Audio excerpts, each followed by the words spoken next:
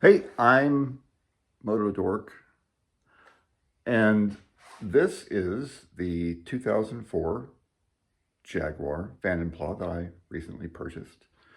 And here are some of the things that I've done to it so far. So, when I first purchased this car in October, I was, of course, very, very happy about it. And I live in Kentucky, and I bought the car in Pennsylvania and rented a car, drove up there, picked it up, and brought it home.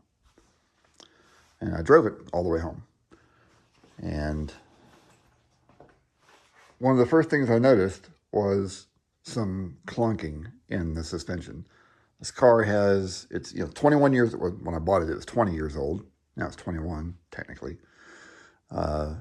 86,000 miles, which likely means that many of the suspension components are probably original from the factory, and they're failing. So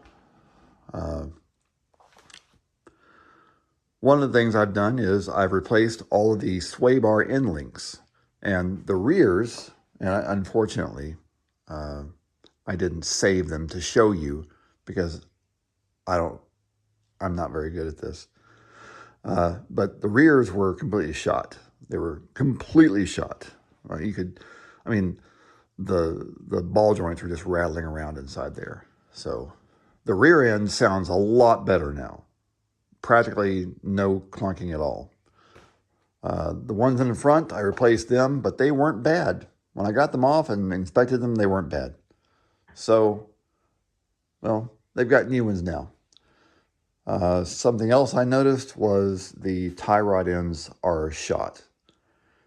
So those will be next, probably this evening. I'll replace those tonight. Also, I noticed the ball joint on the upper control arm on the driver's side front was, well, the boot was disintegrated, falling apart. So probably bad. So I guess I'll be replacing the upper control arms. And that's going to be a job because to replace those, you've got to completely remove the air struts. So that'll be fun. What else have I done? So something else that was wrong with the car when I picked it up was this car has chromatic mirrors. The rear view and both side views automatically dim when there's bright lights behind you. This mirror, well, I'll just show you. This mirror looked like this. You can see the fluid in there that darkens when a current is applied to it has seeped out and gotten between the glass panes. And so this was not working anymore. So I got a new one. Just took a few minutes, put it on right here, and all three are working now. Something else that I noticed when I was driving the car home was the headlights were on all the time. I couldn't turn them off with the switch. And so I thought, okay. Well, I take that back. The headlights were on all the time. I could turn them off with the switch, but in broad daylight, when they're set to auto, they still would not shut off. That was the problem. So I began looking online for a solution to this problem and see if anybody else had experienced it. And sure enough, I found a guy who claimed that he fixed it. And what he did was he removed this right here. And this one right here.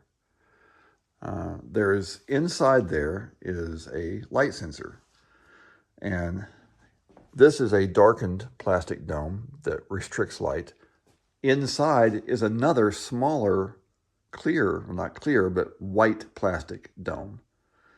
That dome is over the sensor, and that dome over the years darkens. So What happened was that dome had darkened so much that the car thought it was dark all the time. So he said the solution is take a knife and scrape a little bit of the plastic off the top of that dome so that it's light again. The plastic is light colored. And so I did, and that fixed it. And I left it like that for a little while temporarily, but I ordered a brand new part. So that's a brand new one, and it's still working. So that's another thing I fixed on this car. What else? What else have I done? Oh, right.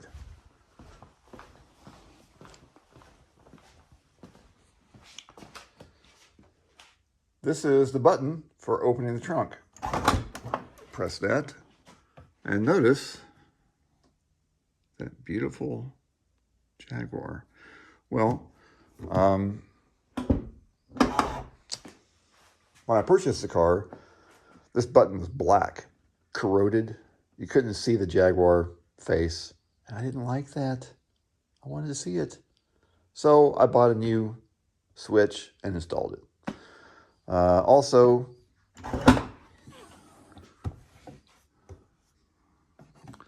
these lights here, these lens covers, these lenses, whatever you want to call them, the covers, they were missing. So I bought some new ones and installed them.